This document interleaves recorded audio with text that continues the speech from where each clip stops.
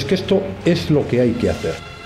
Nos queréis dejar vivir, nos queréis dejar vivir, nos queréis dejar vivir, que no nos metemos con nadie, que somos gente pacífica. Normal, no nos estamos hacer el favor. Pero en la situación en la que estamos es lo que tenemos que hacer.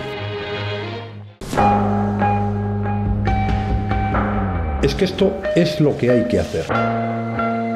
Son medidas que es difíciles de explicar, que a mucha gente, pues como es natural, no le gustan. Yo lo entiendo, es lógico, pero en la situación en la que estamos es lo que tenemos que hacer. Es lo que hay que hacer.